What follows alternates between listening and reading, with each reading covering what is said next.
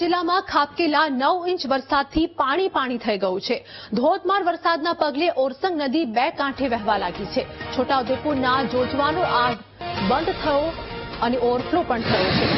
લોકો સેલ્ફી લેવા માટે આડબંધ પહોંચી રહ્યા છે। જીવનના જોખમે લોકો સેલ્ફી પણ લઈ રહ્યા છે। મધ્યપ્રદેશ તરફથી આવતી ઓરસંગ નદીમાં અચાનક પાણી આવે તો શું થાય તે પ્રશ્ન છે।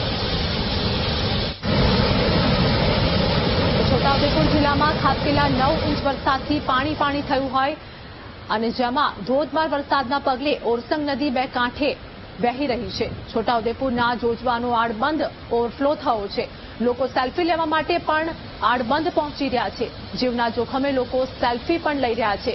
જેમાં મધ્યપ્રદેશ તરફથી આવતી ઓરસંગ નદીમાં અચાનક પાણી આવે તો શું થાય તે સૌથી મોટો પ્રશ્ન છે।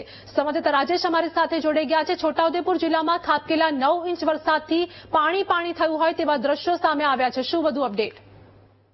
જી આરતી, છોટાઉદેપુરમાં ગઈ રાત્રિએ 9 ઇંચ જેટલો વરસાદ ખાબકતા નાની મોટી જે નદીઓ છે એ ઉફાન ભરી રહી છે।